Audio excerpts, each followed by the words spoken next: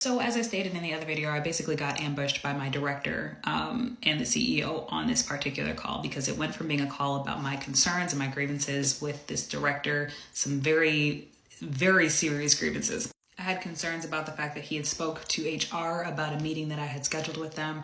I had concerns about the lack of professionalism for the fact that he called me when I was out sick and, insinuating that I was not, just not working. There were several incidents when I brought up my concerns about the lack of formal training. And this particular person who was supposed to be training me, he was always coming to her defense and basically making it seem as if it was my fault that I wasn't brought up to speed properly. Even though, again, how the hell am I supposed to train myself on your processes if I've never worked here before?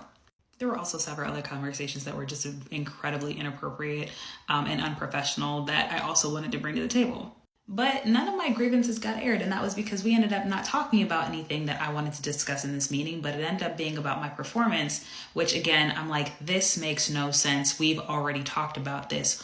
Why aren't you guys listening to me? So as if this call could not get any worse, I'm sitting there with basically my mouth hanging open because I'm just so shocked. And the CEO looks at me because the doorbell had ended up ringing, and my director, he went to go answer his door. And as he's gone, the CEO looks at me and is just like, "Oh, you look like you could use a hug.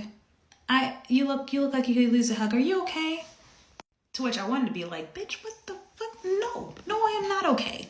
And I just told her, I'm fine. I wasn't expecting this, but I'm fine. Obviously a lie. And she just says, "You know what? You look like you could use a hug. I wish I could give you a hug." And she says, she starts to laugh, and she says, "Well, I'm just kind of infamous for doing this sort of thing. Ha ha ha ha. I'm well known for doing this kind of thing."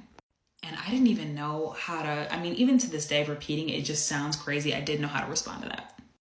Because she basically was saying that she was infamous for making her employees incredibly uncomfortable and putting them into compromising situations where there really was no room for them to defend themselves.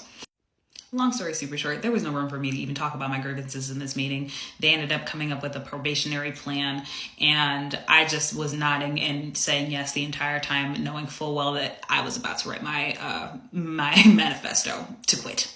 And that's exactly what I did. I took what they said with literally the smallest grain of salt because I knew it was total BS, and I started writing my letter of resignation that day.